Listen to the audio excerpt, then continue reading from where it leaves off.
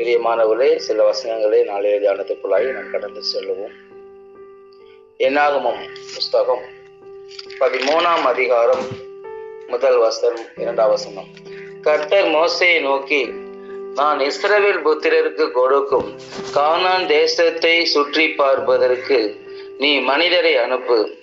ஒவ்வொரு பிதாக்களின் கோத்திரங்களிலும் ஒவ்வொரு பிரபுவாகிய புருஷனை அனுப்ப வேண்டும் என்றார். பிரியமானவர்களே, அன்றைய காலத்திலே, பழைய ஏற்பாட்டு காலத்திலே இஸ்ரவேல் ஜனங்கள் ஏறக்குறைய 430 ஆண்டுகள் எகிப்திலே அடிமைப்பட்டு வாழ்ந்தார்கள். பார்வோன் அவர்களை அடிமைப்படுத்தி வைத்திருந்தான். பார்வோன் கடினமான வேலைகளை கொடுத்து இஸ்ரவேல் ஜனங்களை வேதனைப்படுத்தி கொண்டிருந்தான். வேதம் சொல்லுகிறது, பார்வோன் ஜனங்களை ஒடுக்கினதினால் ஜனங்கள் விடாய்த்து போனார்கள், களைத்து போனார்கள், சோர்ந்து போனார்கள், வேதனை அடைந்தார்கள். அவர்களுடைய பெருமூச்சின் சத்தத்தை பரலோகத்திலே வீற்றிருக்கிற ஆண்டவர் கேட்டாராம்.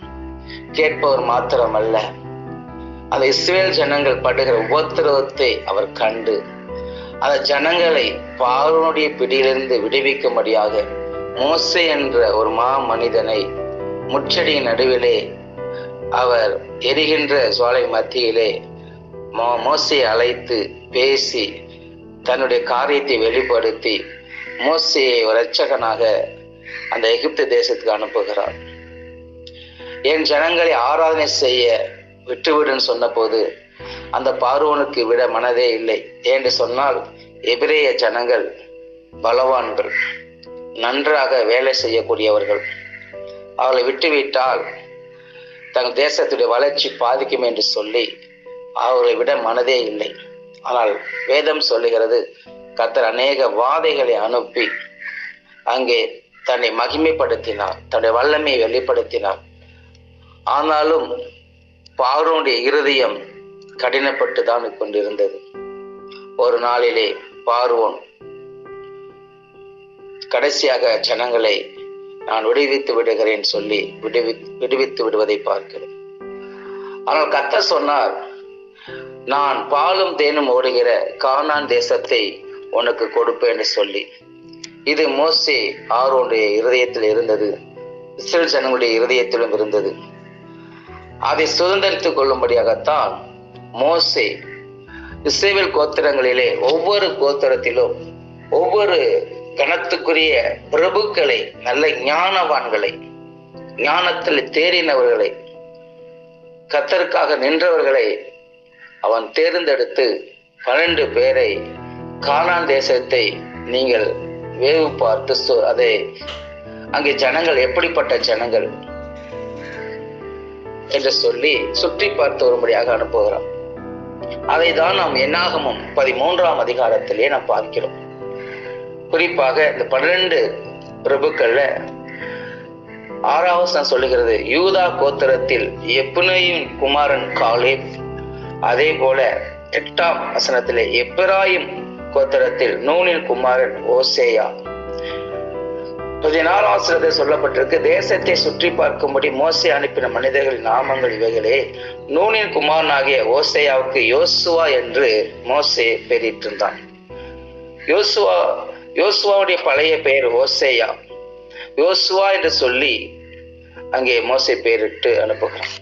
இந்த 12 பேரும் அங்கே 17ஆம் வசனத்திலிருந்து வாசித்து பார்ப்பீர்கள் என்று சொன்னால், அவர்களை மோசே கானான் தேசத்தை சுற்றி பார்க்கும்படி அனுப்புகையில் அவர்களை நோக்கி, நீங்கள் இப்படி தெற்கே போய் மலையில் ஏறி தேசம் எப்படிப்பட்டதென்றும் அங்கே குடியிருக்கிற ஜனங்கள் பலவான்களோ பலவீனர்களோ, கொஞ்சம் பேரோ அநேகம் பேரோ, அவர்கள் குடியிருக்கிற தேசம் எப்படிப்பட்டது, அது நல்லதோ கெட்டதோ என்றும், அவர்கள் பட்டணங்கள் எப்படிப்பட்டதென்றும், அவர்கள் கூடாரங்களில் குடியிருக்கிறவர்களோ அல்லது கோட்டையில் குடியிருக்கிறவர்களோ என்றும், நிலம் எப்படிப்பட்டது, அது வளப்பமானதோ இளப்பமானதோ என்றும், அதில் விருட்சங்கள் உண்டோ இல்லையோ என்றும் பாருங்கள்.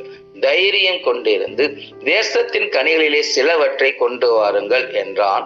அக்காலம் திராட்சை செடி முதற்பழம் பழுக்கிற காலமாயிருந்ததாம்.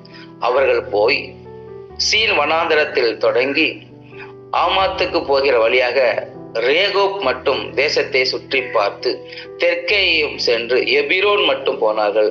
அங்கே ஏனோக்கின் குமாரனாகிய ஆகிமானும் சேசாயும் தல்மாயும் இருந்தார்கள். எபிரோன் எகிப்தில் உள்ள சோவானுக்கு 7 வருஷத்துக்கு முன்னே கட்டப்பட்டதாம். பின்பு அவர்கள் எஸ்கோல் பள்ளத்தாக்கு மட்டும் போய் அங்கே ஒரே குலையுள்ள ஒரு திராட்சை கொடியை அறுத்தார்கள். அதை ஒரு தடியிலே 2 பேர் கட்டி தூக்கி கொண்டு வந்தார்கள். மாதுளம் பழங்களிலும் அத்தி பழங்களிலும் சிலவற்றை கொண்டு வந்தார். இதுதான் இந்த வேதத்தில் சொல்லப்பட்டிருக்கு. பிரியமானவர்களே, 12 பேரை மோசே தேர்ந்தெடுத்து அனுப்புகிறார். இந்த 12 பேரும் சாதாரணப்பட்டவர்கள, ஒவ்வொரு கோத்திரத்திலும் மிக சிறந்த ஒரு பிரபுவை தேர்ந்தெடுத்து ஞானத்திலே கடவுளுக்குள்ள பயந்திருக்கிறவர்களை பார்த்து தேர்ந்தெடுத்து அனுப்புகிறார். இங்கே தேசம் எப்படிப்பட்டது, அவர் நல்லவர்களா கெட்டவர்களா, நிலம் எப்படிப்பட்டது, அது விதைப்புக்கு ஏற்றதா விதைப்புக்கு ஏதில்லாததா, அது தரிசு நிலமா அல்லது விளை நிலமா என்று சொல்லி அங்கே கனிகள் உண்டா, ஆண்டவர் சொன்னாரே பாலும் தேனும் ஓடுகிற தேசத்தை கையளிப்பு என்று சொல்லி வாக்கு பண்ணினாரே அது உண்மையாகத்தான் இருக்கிறார் சொல்லி அங்கே அனுப்பி வைக்கிறார்கள். பிரியமானவர்களே, இதோடைய ரகசியம் என்னென்று சொன்னால், கர்த்தர் நம்மை ஊழியத்துக்கென்று தெரிந்தெடுத்திருக்கிறார், அழைத்திருக்கிறார், அபிஷேகத்திருக்கிறார், ஒரு திட்டத்தை வைத்திருக்கிறார், ஒரு வாக்கு தத்தத்தை கொடுத்திருக்கிறார். இதை நான் கையளிப்பேன் என்று சொல்லி, அதே போல நாமும் கானான் பரம கானானை நோக்கிதான் பயணித்துக் கொண்டு இருக்கிறோம். இன்றைக்கு ஒரு மிஷினரி ஊழியத்திலே ஒரு மிஷினரியை அனுப்பும் போது, ஒரு கிராமத்துக்கு அனுப்பும் போது அதை சர்வே எடுப்பார்கள். அந்த மிஷினரி ஃபீல்டு ஸ்தலம் எப்படிப்பட்டது, அங்கே வாழ்கிற ஜனங்கள் எப்படிப்பட்டவர்கள், அவர்கள் எந்த இனத்தை சேர்ந்தவர்கள், அவர்கள் பேசுகிற பாஷை என்ன, அவர் எதை சாப்பிடுகிறார்கள், அவருடைய பழக்க வழக்கங்கள் என்ன, இதெல்லாம் அறிந்துதான் ஒரு மிஷினரியை தேர்ந்தெடுத்து அவர்கள் பேசுகிற பாஷையை கற்றுக்கொள்ளவும், அவர்களோடு கலந்து அவர்களுடைய பழக்க வழக்கத்தை வாழ்ந்து அவர்களோடு ஒன்றிணைந்து அவர்களோடு அவர்களாக இருந்துதான் கொஞ்சம் கொஞ்சமாக அவருடைய அன்பிற்கும் அவருடைய மதிப்பிற்கும் அவர்களுடைய நம்பிக்கைக்கும் உரியவராக மாறிதான் பின்பு கொஞ்சம் கொஞ்சமாக சுவிசேஷம் அறிவிக்கிறார்கள். இன்றைக்கு நாமும் ஒரு ஊழியத்துக்கு போக வேண்டும் என்று சொன்னால், ஒரு ஸ்தலத்துக்கு போய் ஊழியம் செய்ய வேண்டும் என்று சொன்னால், அந்த ஸ்தலம் எப்படிப்பட்டது, அங்கே யார் வாழுகிறார்கள், அவருடைய குணங்கள் என்ன, என்ன மொழி பேசுகிறார்கள், எதை உட்கொள்ளுகிறார்கள், பழக்க வழக்கங்கள் என்ன, எல்லாம் அறிந்து ஜெபத்தோடு செயல்படும் போது அந்த நிலம் விளை நிலமா அல்லது தரிசு நிலமா, இந்த இடத்துல சுவிசேஷத்தை சொன்னால் மக்கள் ஏற்றுக்கொள்வார்களா அல்லது ஏற்றுக்கொள்ளாமல் போவார்களா, எதிர்ப்பு இருக்குமா எதிர்ப்பு இருக்காதா, எல்லாம் அறிந்து நாம் செயல்படும் பட்சத்திலே அந்த இடத்திலே ஆத்துமாக்களை ஆதாயம் செய்யும். இது ஒரு ரகசியம். கர்த்தர் வாக்கு பண்ணினவர் உண்மை உள்ளவர். வேதம் சொல்லுகிறது, பொய் சொல்ல நான் ஒரு மனிதன் அல்ல, மனமாற நான் ஒரு மனுபுத்தனும் அல்ல, நான் சொல்லியும் செய்யாது இருப்பேனோ வசனத்தும் நிறைவேற்றாது இருப்பேனோ என்று கர்த்தர் சொல்லுகிறார். ஆனா பாருங்க, இவங்க அதே போல போறாங்க, எல்லாம் சுத்தி பார்த்துட்டு அது திராட்சை பழம் கொடுக்கிற காலமா ஒரு திராட்சை கொடியை அறுக்கிறார்கள். அதுல இருக்கிற ஒரே ஒரு திராட்சை கொத்து ஒரு தடியிலே மாட்டி 2 பேர் தூக்குற அளவுக்கு எத்தனை கிலோ அதுக்கு தெரியாது. ஒரு திராட்சை கொத்து பெரும்பாலும் நாம் பார்க்கறதுலாம் அதிகபட்சம் 1/4 கிலோ 1/2 கிலோ 1 கிலோ கூட இருக்கலாம், ஒரே ஒரு திராட்சை கொத்து. ஆனால் அன்றைக்கு கர்த்தர் சொன்ன ஒரு உண்மை உள்ள தேவன், பொய் சொல்ல ஒரு மனிதன் அல்ல, மனமாற மனுபத்தனும் அல்ல. அதனால தான் எனக்கு அன்பானவர்களே, நாம் கர்த்தருடைய வார்த்தையை கேட்பதிலே கருத்தும் கண்ணும் கவனமா இருக்க வேண்டும். அநேக நேரங்களிலே நாம் செய்கின்ற தவறு, உலகத்துக்கு செவி கொடுத்து விடுகிறோம், உலக சத்தத்துக்கு செவி கொடுக்கிறோம், உறவுகளின் சத்தத்துக்கு செவி கொடுக்கிறோம், நண்பர்களுடைய சத்தத்துக்கு முக்கியத்துவம் கொடுக்கிறோம். அவருடைய விளைவு ஏமாற்றங்கள், தோல்விகள். எப்ப தேவ சத்தத்துக்கு செவி கொடுக்கிறோமோ, காது உள்ளவன் கேட்க கடவுள் கத்த சொல்லுங்க. அநேக நேரங்களிலே தேவனுடைய வார்த்தைக்கு இடம் கொடுப்பதே இல்லை. ஜெபிக்கிறவர்கள் சரியாக ஜெபிப்பது இல்லை.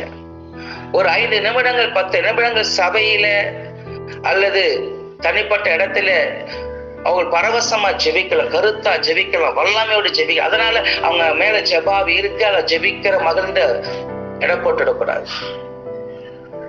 அவருடைய சுய ஞானத்திலே ஜெபிக்கலாம். சில வார்த்தைகளை அவர் பைஹார்ட் பண்ணி மனப்பாடம் செய்து ஜெபிக்கலாம். உள்ளத்தில் உள்ள வார்த்தையை சொல்லி ஜெபிக்கலாம். ஆனால் அவருடைய கிரியைகளை பார்த்துதான் நாம் கண்டுபிடிக்க முடியும் அவருடைய வாழ்வாதாரம் எப்படி இருக்குது, ஆவிக்குரிய வாழ்க்கை எப்படி இருக்கு சொல்லி. இன்றைக்கு ஒரு அனுப்புனவர்கள் பிரபுக்கள் தான். தேசம் பாலும் தேன ஓடுகிற தேசம் தான். ஆனால் அதில் 10 பேர் துர்ச்செய்தியை கொண்டு வருகிறார்கள். என்ன சொல்றாங்க பாருங்க, அவர்கள் மோசேயை நோக்கி, நீர் எங்களை அனுப்பின தேசத்துக்கு நாங்கள் போய் வந்தோம், அது பாலும் தேனும் ஓடுகிற தேசம்தான், இது அதோடைய கனிகள். பாலும் தேனும் ஓடுகிற தேசம் என்றால் என்ன? பால் ஆறாக ஓடுமா, தேன் ஓடுமா? பாலும் ஓடுவதில்லை, தேனும் ஓடுவதில்லை.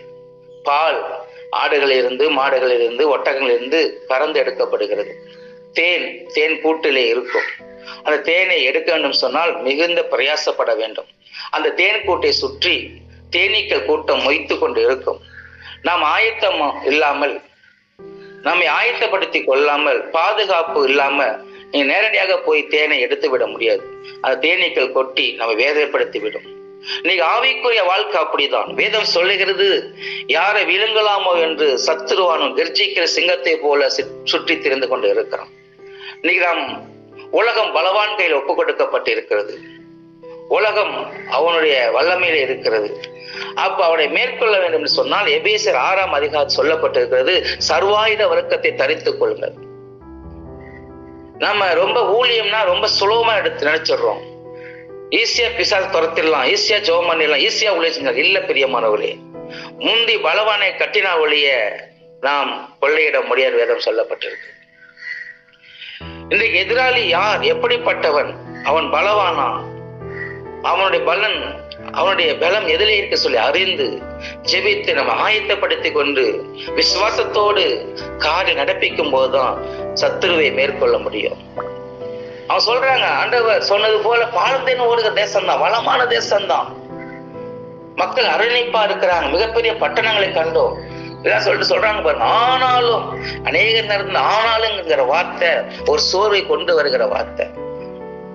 நல்லா பேசுவாங்க, கடைசியில ஆனாலும் பிரதர் எனக்கு இந்த பிரச்சனை இருக்கு, ஆனாலும் எனக்கு இந்த நெருக்கம் இருக்கு, ஆனாலும் எனக்கு இந்த உபத்திரவம் இருக்கு, ஆனாலும் எனக்கு இந்த கடன் பிரச்சனை இருக்கு, நான் நல்லதான் ஜெபிக்கிறேன், நல்லதான் வேதம் வாசிக்கிறேன், வாரானா உபவாசம் எடுக்கிறேன், வாரானா சர்ச்சைக்கு போறேன், ஊழியத்தில் பங்கெடுக்கிறேன், ஆனாலும் எனக்கு வேதனை தீரல, ஆனாலும் எனக்கு நிந்தனை இருக்கு, ஆனாலும் எனக்கு போராட்டம் இருக்கு. இந்த ஆனாலுங்கிற வார்த்தை பிரியமானவர்களே நம்முடைய வாழ்க்கையிலே வராத அளவுக்கு எச்சரிக்கையா இருக்கணும். எப்பொழுதும் மன ரம்மியமா இருக்க கற்றுக்கொள்ள வேண்டும். எந்த சூழ்நிலை இருந்தாலும் நாம் சகிப்புத்தன்மையுள்ளவர்களாக, முறுமுறுப்பு இல்லாதவர்களாக, குறை பேசுகிறவர்களாக இராதபடிக்கு, நெகட்டிவான வார்த்தைகளை சொல்லாதபடிக்கு. ஒருத்தர் போய் விசாரிச்சோம்னா எப்படி இருக்கீங்க சிஸ்டரா, நல்லா இருக்கிறோம் பிரதர், ஆனாலும் கொஞ்சம் கஷ்டம், ஆனாலும் கொஞ்சம் வேதனை, அந்த வார்த்தையை தவிர்க்க வேண்டும். வளர்ந்து கொண்டு இருக்கிறோம் நாம். இங்க சொல்றாங்க பாருங்க, ஆனாலும் அந்த தேசத்திலே குடியிருக்கிற ஜனங்கள் பலவான்கள், பட்டணங்கள் அரணிப்பானவைகளும் மிகவும் பெரியவைகளுமாய் இருக்குது. அங்கே ஏனோக்கின் குமாரர்களையும் கண்டோம். ஏனோக்கின் குமாரர்கள்லாம் அவர்கள் ராட்சத பிறவியை சேர்ந்தவர்கள். அந்த நாட்களில் ராட்சதர்கள் இருந்தது உண்மைதான்.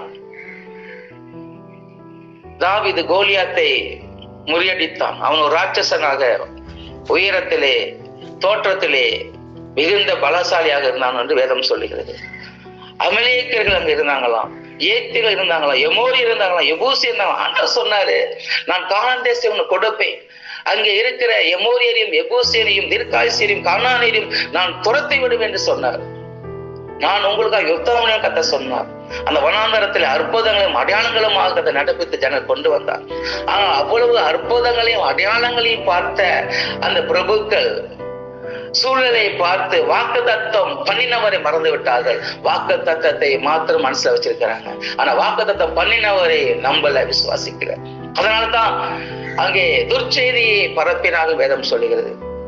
ஆனால் தரிசனம் உள்ள ஒரு மகன் சொல்றான் பாருங்க, அப்பொழுது காலை மோசேக்கு முன்பாக ஜனங்களை அமர்த்தி அமைதியா இருங்க எல்லாம். இவங்க துர்ச்செய்தியை சொன்ன ஜனங்களும் அழுகுறாங்க, புலம்புறாங்க. ஆண்டவர் கானான் தேச கொடுமை சொன்னாரு, அதுக்குதானே எகிப்திலிருந்து விடுதலை கொண்டு, எகிப்துல எவ்வளவு கஷ்டப்பட்டோமே, இனிமையா என் வாழ்க்கை மாறும்னு நினைச்சோமே. ஆனா இவங்க சொல்ற வார்த்தை ஒரு நாள் நம்ம சுதந்திரிக்க முடியாம போயிடணும் சொல்லி பயந்து அழுது கொண்டிருக்கும் போதுதான் தரிசனம் உள்ளவன் சொல்றான் பாருங்க, காலை மோசேக்கு முன்பாக ஜனங்களை அமர்த்தி நாம் உடனே போய் அதை சுதந்திரித்துக் கொள்வோம், நாம் அதை எளிதாக ஜெயித்துக் கொள்ளலாம். எனக்கு அன்பானவர்களே, தரிசனம் உள்ளவர்களா நமக்கு இருக்கும் பட்சத்திலே, தரிசன பார்வை உள்ளவர்களா நீங்கள் நான் இருக்கும் பட்சத்திலே, எந்த சூழ்நிலையும் எந்த கடினமான காரியமும் நமக்கு பெருசா தெரியாதுங்க, எல்லாம் எளிதா தெரியும்.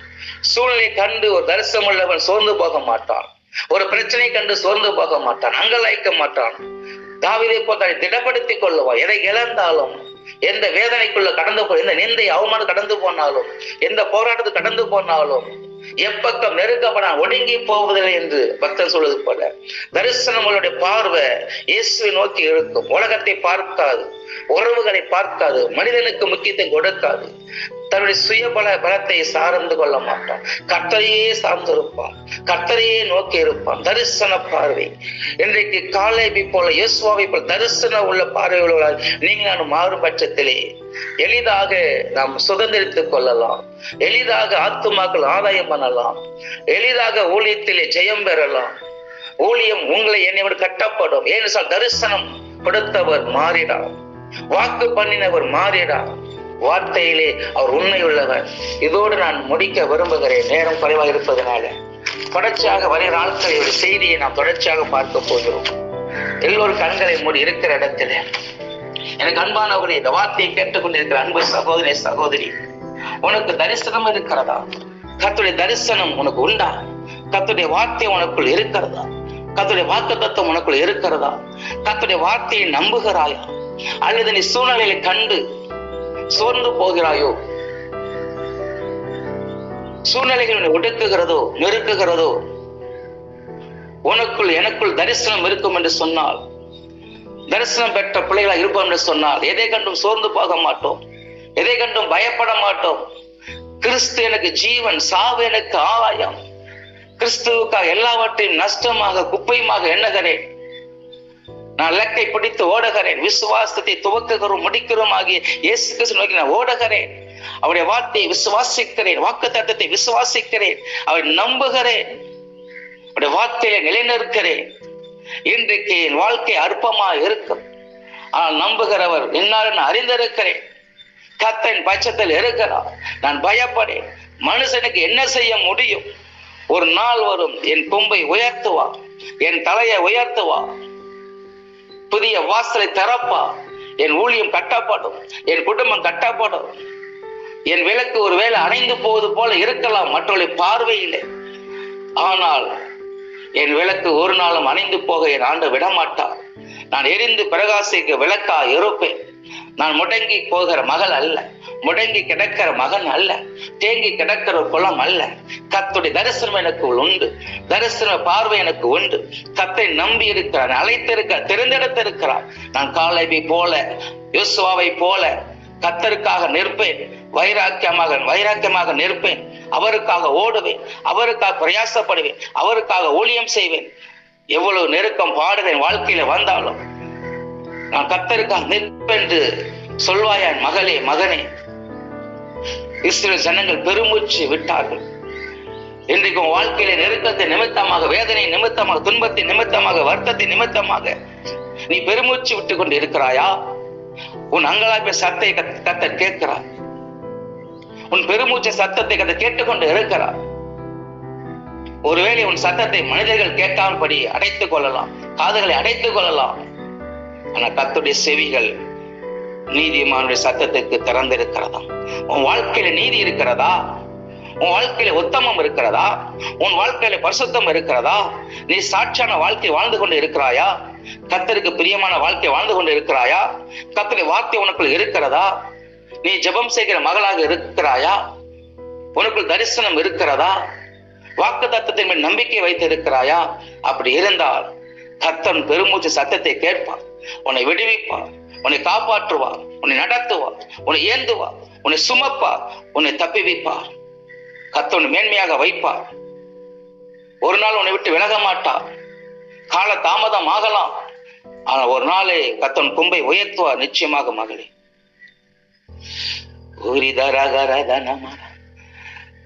கண்களை மூடி ஆண்டவர் நோக்கி பார்ப்போமா?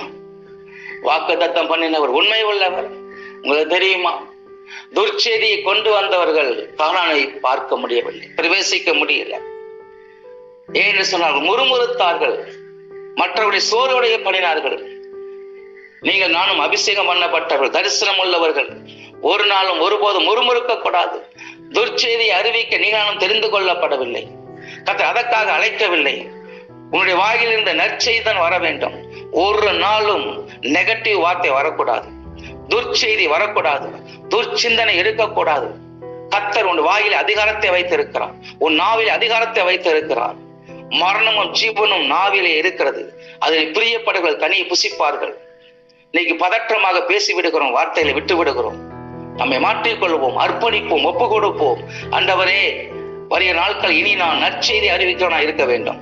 ஒருவரின் குறை சொல்லக்கூடாது, ஒருவரையும் நான் குற்றம் சாட்டக்கூடாது, ஒருவரை நான் மட்டுப்படுத்தி விடக்கூடாது, ஒருவரை வேதனைப்படுத்தி விடக்கூடாது.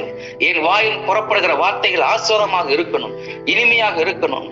கோபமான வார்த்தை பேசிவிடக்கூடாது, மற்றொரு வேதனை அடையும்படியா பேசிவிடக்கூடாது, சகோதரர்கள் சோர்வடைந்து போகும்படியா பேசிவிடக்கூடாது. என்னுடைய வார்த்தைகள் இந்த சமூகத்திலே விருத்தியாக இருக்கட்டும் ஆண்டவரே. வாக்கு பண்ணினவர் மாறிடார், வாக்கு தத்துவம் நிறைவேற்றுவார்.